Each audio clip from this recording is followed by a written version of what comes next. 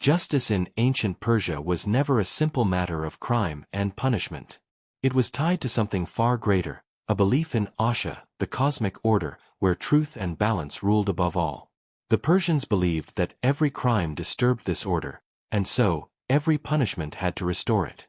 And while mercy was shown for first offenses, those who betrayed trust or broke sacred laws met punishments so terrifying that their memory still chills us today.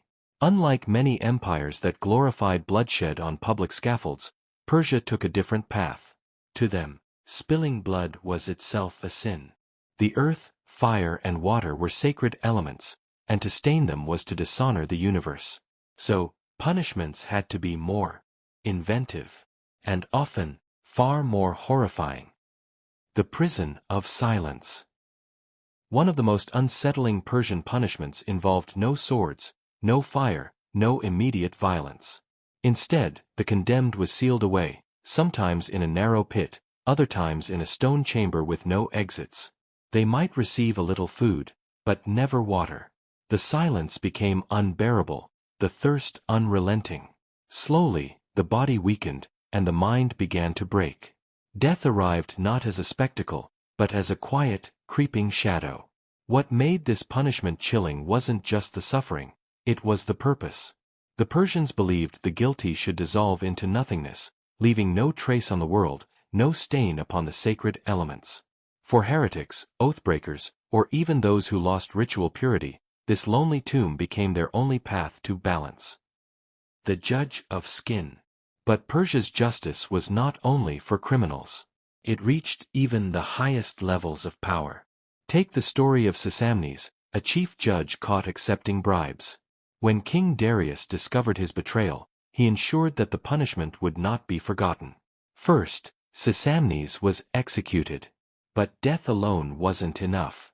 His skin was flayed from his body and used to upholster the very chair where he once passed judgments. Then, Darius placed Sisamnes's own son on that chair as the new judge. Every day, as he sat upon his father's remains, he carried the weight of justice, and the unbearable reminder of corruption's price.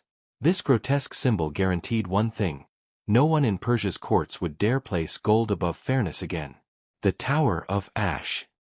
Among the darkest inventions of Persian execution stood the Tower of Ash, a hollow stone structure, filled to the brim with fine, suffocating dust. The condemned would be cast inside, their fall breaking bones but not ending life.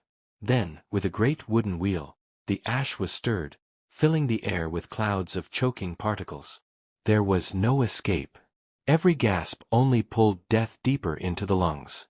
The tower became a slow, grinding tomb. Death came not from injury, but from the very air the victim tried to breathe.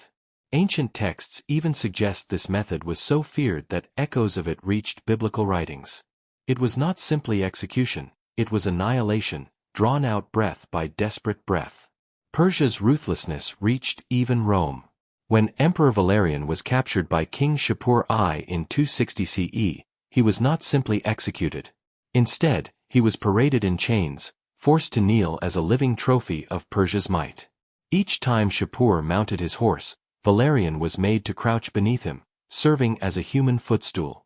But his final fate was more dreadful still. When Shapur had tired of humiliating him, molten gold was poured down the emperor's throat.